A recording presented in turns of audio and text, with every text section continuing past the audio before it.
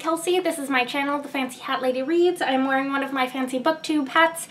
And this is an odds and ends wrap-up of the things I haven't wrapped up yet from the months of long ago, August and September.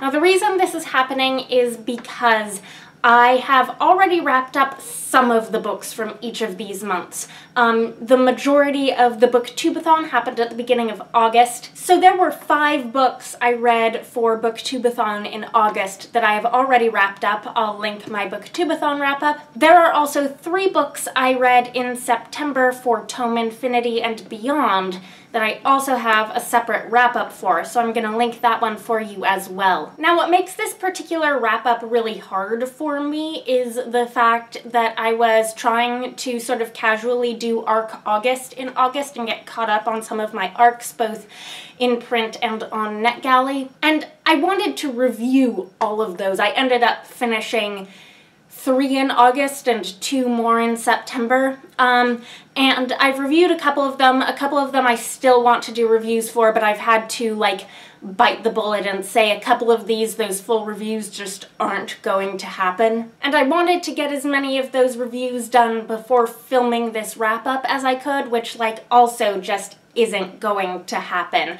So I've conceded that it is just time to try and film this. It will probably take 2 recording sessions. I have about an hour here before it gets dark. Believe it or not, despite the terrible lighting, it is not actually dark yet outside. It's just there's no light out today. But I have like an hour and a half before sunset here, so that's a good hour of filming, and then I'll have to stick in another recording section somewhere. And that's just how it's going to be. Then I can move on to my October wrap-up. So the first book I'm going to talk about is Heroine Complex by Sarah Kuhn. This was the last of the books that I read for my Hugo reading before voting closed. Sarah Kuhn was nominated for the Campbell Award, and I actually chose this during a Try a Chapter tag, if you'll remember that, for some of the books I had left from the Hugo voter packet when I knew I was only going to have time to finish 1 more of them.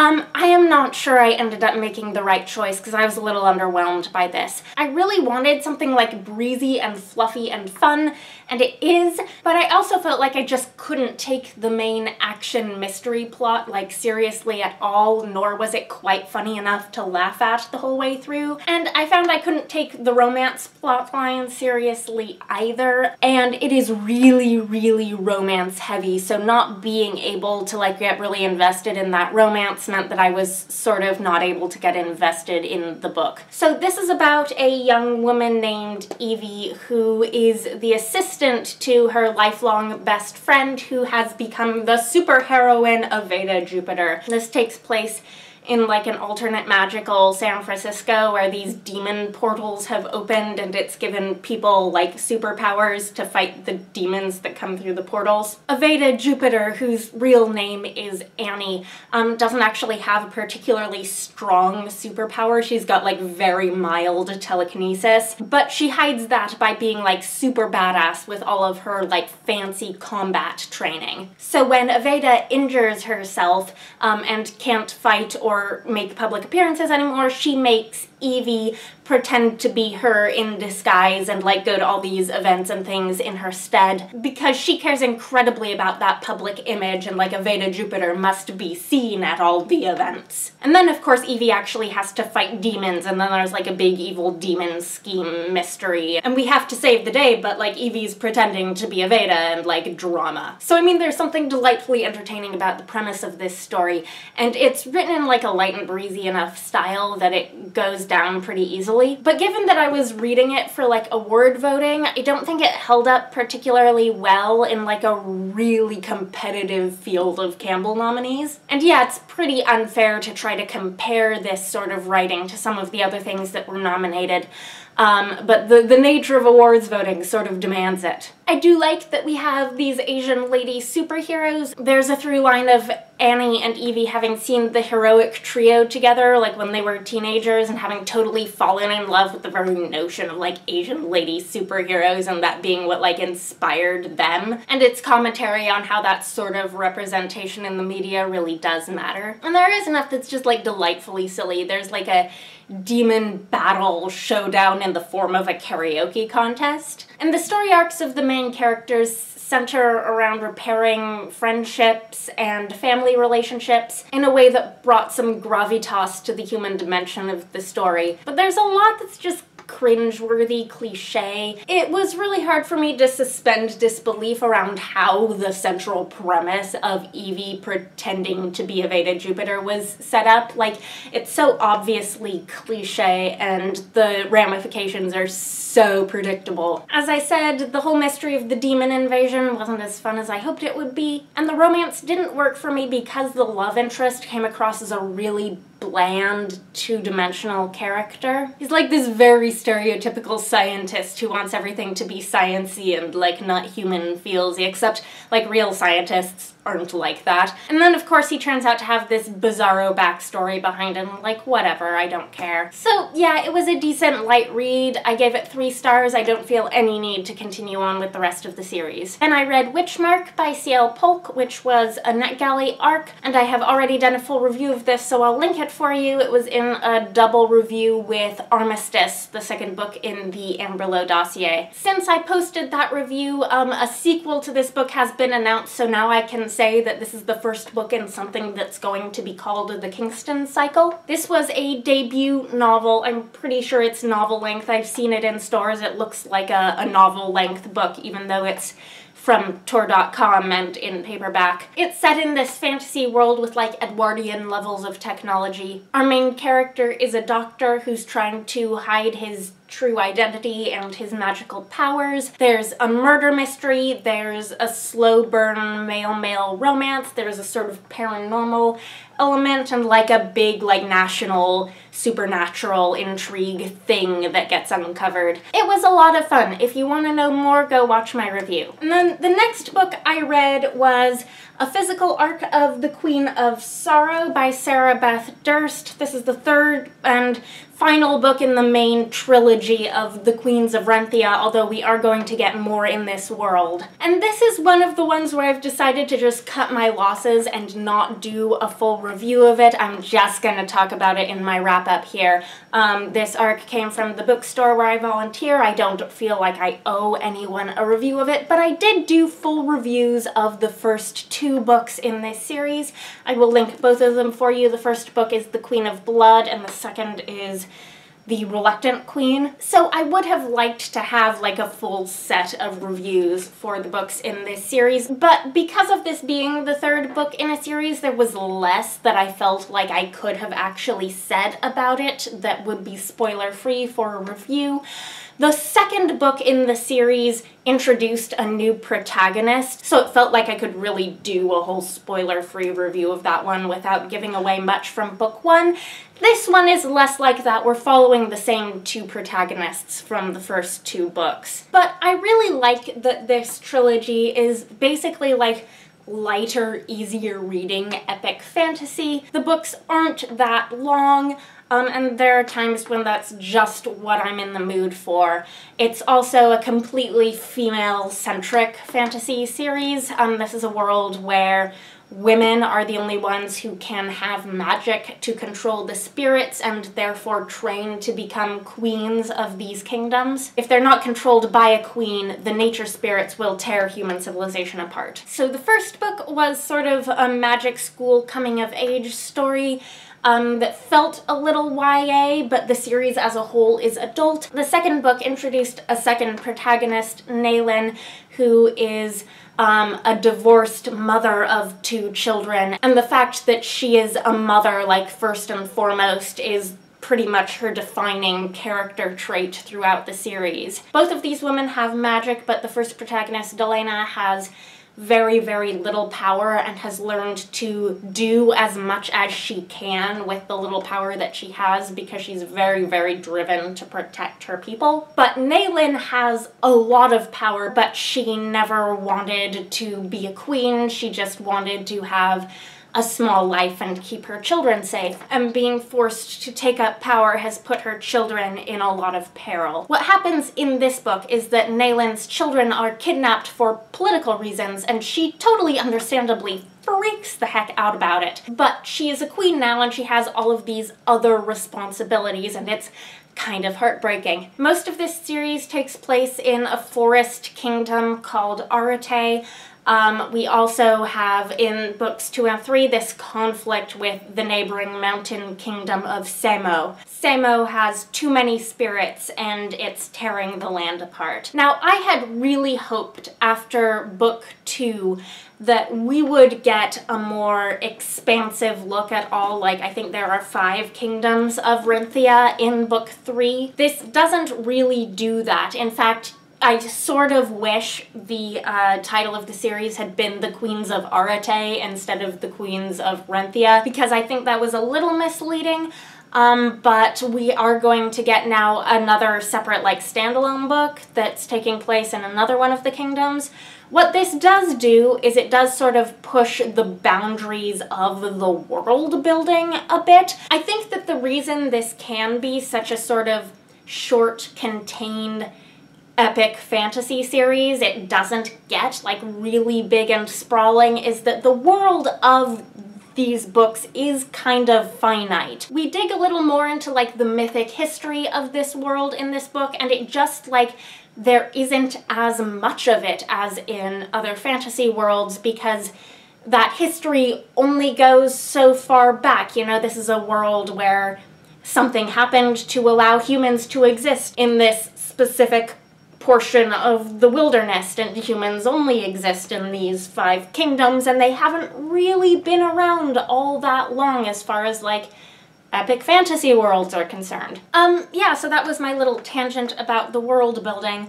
Despite the fact that there are basically 2 main protagonists, there are a lot of point of view characters in this series, and in this book especially, and I really do like most of them, if not all of them. There is some romance in this series, but it's not overly angsty and it isn't, like, front and center. So yeah, I gave this 4 stars, which is the same rating I gave each of the first 2 books. It wraps up the story of these 2 characters pretty satisfactorily, but there is room for more stories in this world. And then the last book I finished in August is one that I am still going to do a full review of, and that's Mirage by Somaiya Daud, which is a short little book, but a very interesting YA sort of space fantasy debut inspired by Moroccan culture. It's going to be the first in a series. I gave this 3 stars with a few points taken off because there are some things that I didn't think were as fully developed or fleshed out as I wanted them to be, but everything that was actually in this book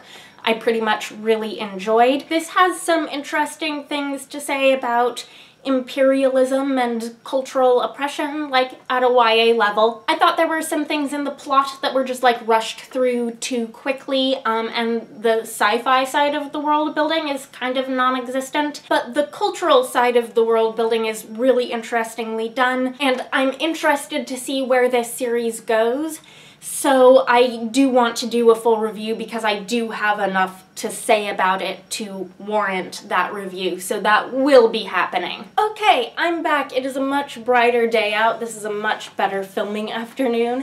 And I'm going to head straight into the books I read in September. The first thing I finished in September was my NetGalley arc of From Unseen Fire by Cass Morris, and this is the other one of those books that I really do want to do a full review of. Even though I didn't particularly like this book, my feelings on why I didn't like it are too complicated for just a little wrap-up. I gave this 2 out of 5 stars. It is a debut, and it's the first in a series of, like, alternate Roman history with magic. I was a little confused about what this was going to be going in because it looked like it was going to be like a secondary fantasy world based on Roman history, but this is actually a very sort of strange type of alternate fantasy history where, like, the city has a different name. It's called Aven, so you can kind of pretend it's not Rome, but it really is Rome, like, literally in terms of,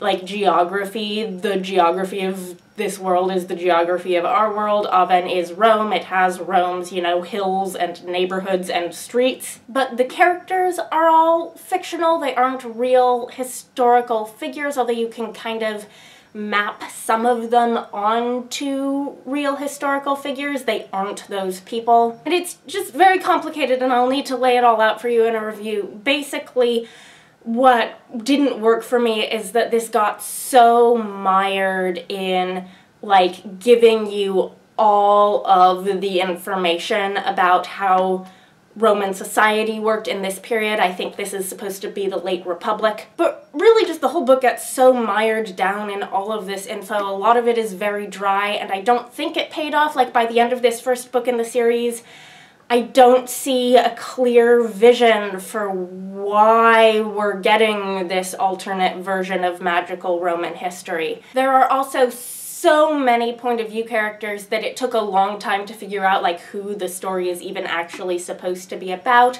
I have a lot of itty-bitty gripes with this, and it's something that I felt like I really should have loved, so full review coming. I've now fixed the blinds so I don't have stripes coming across my face. Next, I read The Red Magician by Lisa Goldstein, which was the first monthly pick for the Lady Vaults book club, which I will link below.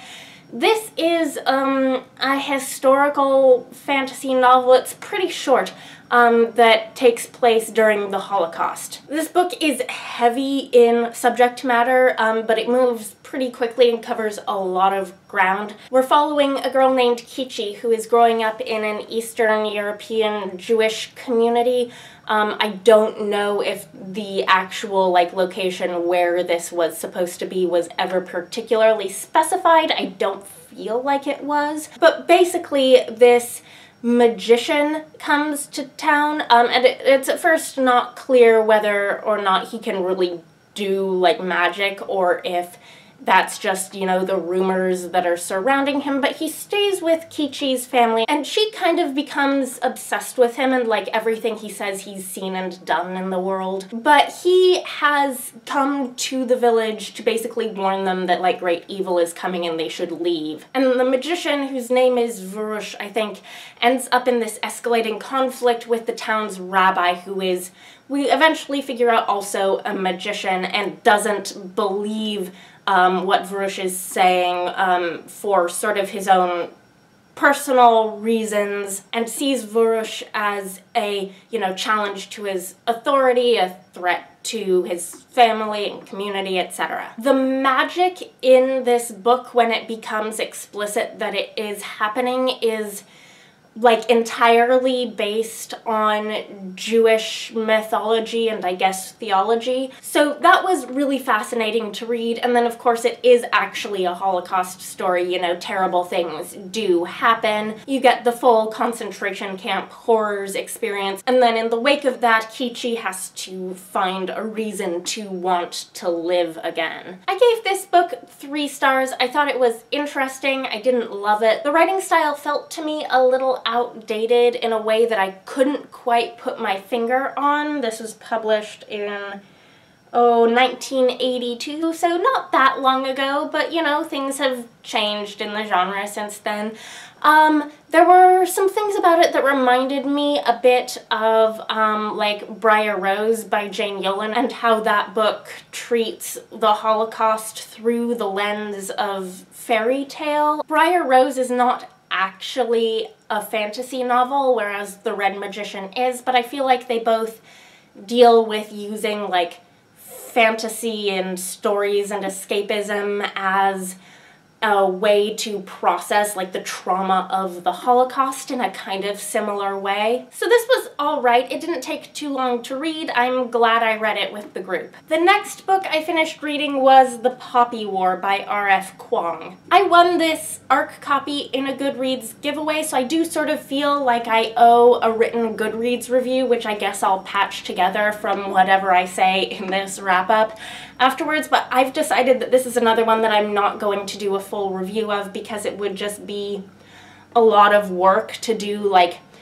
the research that I feel like would need to go into a review of this book, and I didn't have that strong feelings about it. I enjoyed it, but I'm not like ready to get on a hill to defend some strong opinions about it or anything. Also, this is a really popular book on BookTube right now. You don't need my review of it. You can find like a million other people's. So this is the first in an epic fantasy trilogy inspired by the Sino-Japanese Wars.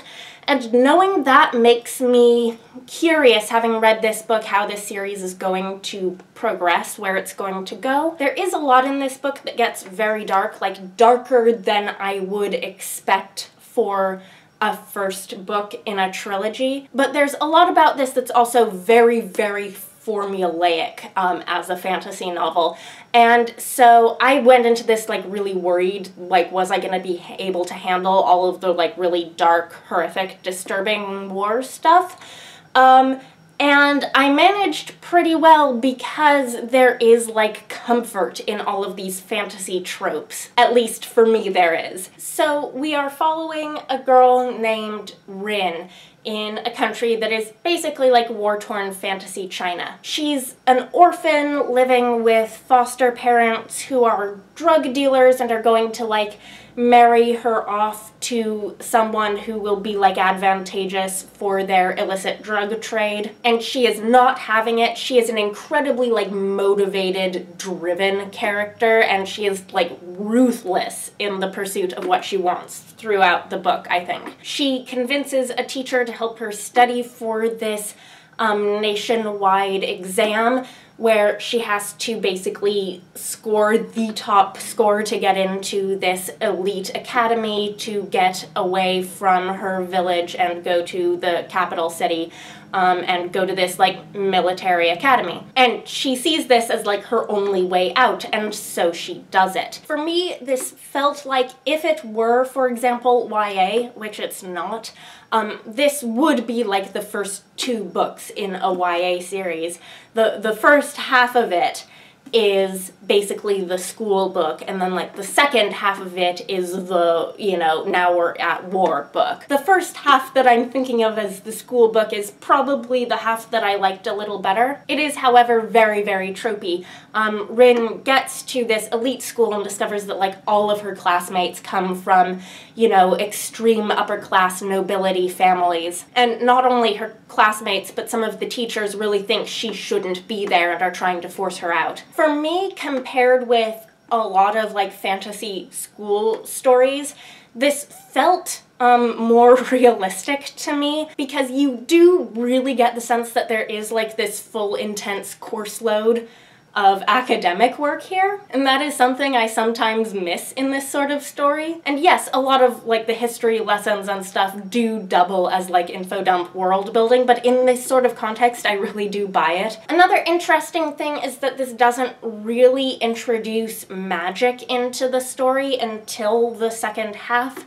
This is a country that has sort of abandoned its religious roots, and all of the magic of this world is tied to religion and the gods. And these gods are less gods as we think of them and more like, you know, just cosmic forces of power in the world. And basically Rin eventually gets channeled into this sort of magical spiritual course of study because she is obviously going to turn out to be some sort of chosen one in a world that like doesn't really believe in any of this stuff. The second half of the book, which is sort of like everything has changed, this isn't school anymore, we're at war now, is where Rin as a character sort of loses a lot of her clarity of purpose. The things that have been like right for her to strive towards up until now are suddenly like no longer relevant, and she like kind of loses her mooring as a result of it. It does get very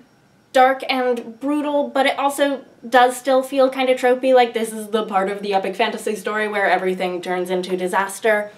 So this isn't like my new favorite thing, but I still gave it 4 stars. I am probably curious to continue with the rest of the series, it'll probably be a library series for me as opposed to one that I buy, though. Next, we have a middle grade graphic novel that I've already returned to the library, and that is Hilda and the Black Hound by Luke Pearson. This is book number 4 in the Hilda series. This is like super adorable, whimsical, quirky adventures of this little girl named Hilda. In this installment, Hilda joins a Sparrow Scout troop, which her mother is very excited about because her mother was a Sparrow Scout when she was a child. They get to go camping and stuff, and it's going to be great, but there are these instances around the city of sightings of this black hound who just pops up and like scares people, and everyone's freaking out about it. The other problem Hilda has is that she's like failing to earn any badges, and she feels like if she doesn't earn a badge by her first badge ceremony, like her mom's gonna be disappointed in her. But Hilda may be able to solve the mystery of the Black Hound. There's like all of these little house spirits that have been kicked out of their homes, and there may be a connection. Anyways, this is just very cute. I've given all of these graphic novels 4 stars. I've started watching the Netflix show that's an adaptation of this series. That's also very cute. I like this series, what can I say? So after that, in September, was the Tome Infinity and Beyond readathon. I did, however, finish one book during that period of time that was not for that readathon because it was fantasy and not science fiction, and that was The Oddling Prince by Nancy Springer. I already have my full review of this up. It's paired in my double review video with The Queens of Innis Lear, so you can check that out. I gave this 3 stars. It feels old-fashioned. It's a sort of fantasy that I feel has kind of gone out of style and that I do really wish would come back into style. It's a standalone with like a Celtic historical setting that's sort of got like a fae folklore feel, but I didn't feel like there was anything really new or exciting in it. Anyhow, go watch my review. And then the last book I have to wrap up is going to be a doozy, and I've been scared of wrapping this up because it is The Bloody Chamber and Other Stories by Angela Carter, which is like a literary masterpiece, and like who am I to like have things to say about Bloody Chamber and Other Stories. This is a collection of like classic literary fairy tale interpretations and fairy tale type short stories. This was a group read with the Into the Forest group that I'm a member of on Goodreads. I will link the group down below. I did not like personally love all of the stories in this, but I thought they were all fascinating and like multi-layered and complicated, and they gave me a whole ton of a lot to think on, even the ones that I didn't like take a personal liking to. So I gave this 4 stars. This is just like obviously like literary extravaganza masterpiece. So I'm just gonna go through the table of contents. What's in here is The Bloody Chamber, The Courtship of Mr. Lion, The Tiger's Bride, Puss in Boots, The Earl King, The Snow Child, The Lady of the House of Love, The Werewolf, The Company of Wolves, and Wolf Alice. I found it interesting that within the collection, these are sort of like clumped by theme. So first you have the Bluebeard retelling, and then you have 2 Beauty and the Beast retellings in a row, and then like at the end you have 3 werewolf stories, 2 of which are Little Red Riding Hood retellings. And they are different enough that it doesn't feel like repetition even when it's a retelling of the same story 2 in a row. It feels like it's done to like show contrast in different interpretations. So The Bloody Chamber is maybe the longest story in this collection. It's probably the most famous because it is the title story. I feel like Angela Carter's fairy tale retellings are known for like her having set them in what was a contemporary time period for her, so like 20th century. But not all of them are like that. The Bloody Chamber, however, is in fact one of those like contemporary retellings. Angela Carter, I think, is known for having been kind of radical in her very explicit portrayals of female sexuality. That definitely shows in that first story. It does get kind of uncomfortable at times because she doesn't shy away from showing her female protagonist as being like sexually aroused in situations that are like obviously predatory and unhealthy. And I think across these stories, there's room for a lot of different interpretations of how she's doing that and why. And so I feel like it's fair to have different reactions to how she does that in these stories. But I did really like how she sort of concluded the Bloody Chamber. I liked the ending of this story a lot, even though I felt like a lot of dread throughout the story, because it is a creepy, creepy fairy tale, and any retelling of it is going to be terrifying. And it is, like, obviously about a really unhealthy situation that the protagonist does have to escape at the end and, like, do something else with her life. The Courtship of Mr. Lion, which comes next, was one of my, like, personal favorites in the collection because it's actually just kind of sweet and charming. It's a pretty tame Beauty and the Beast retelling. And then in contrast, The Tiger's Bride is kind of like the darker, messed up one. The Courtship of Mr. Lion is also modern. The Tiger's Bride, I think, seems to be historical. It takes place in Italy. I'm not sure what time period, but it doesn't have the modern trappings of, like, telephones and such. The Tiger's Bride also has this sort of, like, bizarre, ambiguous ending, and I won't spoil it for you, but bizarre, ambiguous ending. Puss in Boots is another one of the ones that I thought was a little lighter and therefore I liked. It is a Puss in Boots retelling, but it's also taking a lot of influence from Commedia dell'arte. It's also historically set in Italy, as is appropriate for the Commedia dell'arte themes. The character who is the cat is named Figaro, and it is a reference to the Figaro plays and operas, Barber of Seville, etc. There are some structural similarities in the stories of Puss in Boots and the Barber of Seville. In both stories you have a servant character, in one case a cat, who helps his master through a series of trickeries to achieve a happy ending. If I'm remembering correctly, in the Puss in Boots fairy tale, it's a little bit more about, like, winning a castle and a title and a fortune, and, like, the bride happens along the way, whereas this is a little bit more like Barber of Seville, in which it's very much about wooing the lady and all of the trickeries that have to be accomplished to get around her protective guardian Pantalone character. In this case, her husband, to which she is very unhappily married. And this is like an exceedingly bawdy story, but it's all very explicitly consensual. It also, like, doesn't make a ton of literal sense because it is like Puss in Boots, and you have, like, this talking cat who's literally wearing boots, and it's just, like, not explained. This is how we do it. The cat is the narrator of the story. But it switches a bit from, like, first person to third person narration, and I interpret that as, like, the cat talking about himself in third person, because he's kind of the type of character who would do that. But I also can't claim that I, like, totally understand that to be the intention or anything. The Earl King is one that I don't think is an actual retelling. I think it's just a story built around the folkloric concept of an Earl King. And it is one of those, like, really dark, messed up ones where the main character is, like, living in the woods with this Earl King who is, like, very predatory. This one also did a little bit of switcheroo between first and third person. I think I understood it less than in Puss in Boots. There's just a lot of really intense imagery in this one, and in all of these stories, the writing is just very dense. There is all of this imagery, all of these sort of references jingling around within each story.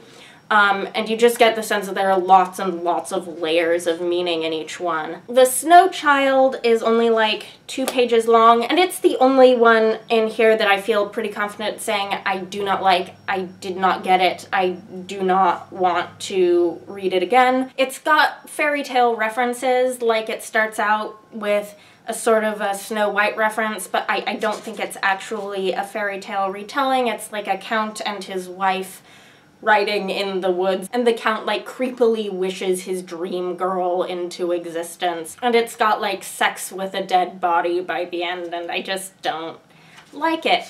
Next, The Lady of the House of Love actually ended up being one of my favorites, which I did not anticipate because it is a vampire story. It feels like this very classic gothic vampire vibe thing. You've got like this young vampire countess in like a creepy crumbling castle who's like living the undead vampire extraordinaire extravaganza existence. And this guy who comes to the castle, and so she and her serving lady go through their whole like routine of like lure the innocent man in and seduce him and prey upon him or whatever, except that like he's a very like modern practical man and he sees all of the creepy extravaganza and is like, oh my god, this is a very sick girl who needs a lot of help. And it has this extremely bittersweet ending, which again, I won't spoil for you, but it has like all of these kind of Sleeping Beauty references rattling around in it, and I really liked it.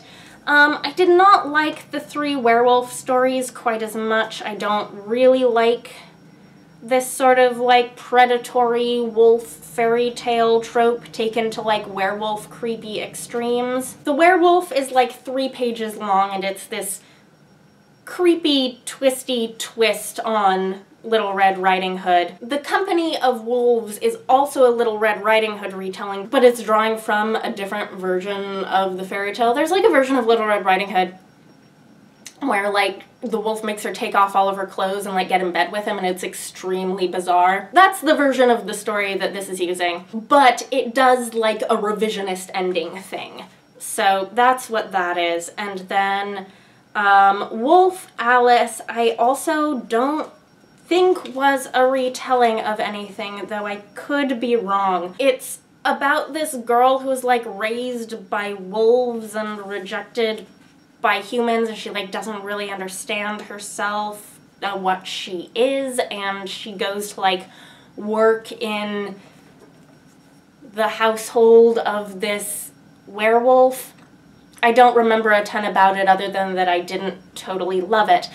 But I gave this 4 stars because this is just a fascinating collection, a sort of really intense rethinking of what you can do with fairy tales, and the writing is just so gorgeous so much of the time. I also really enjoy this edition and its design. This is a Penguin Classics Deluxe edition that I got from the library, and it looks like this, and it has French flaps with like the key from the Bloody Chamber on one side and the lock on the other, and this has an introduction by Kelly Link. I'm not sure the things that she pointed out as having been influential to her about these stories are the things that would have struck me if I had read them without the introduction first, and I think that just goes to show like how many different things you can get out of this collection of stories.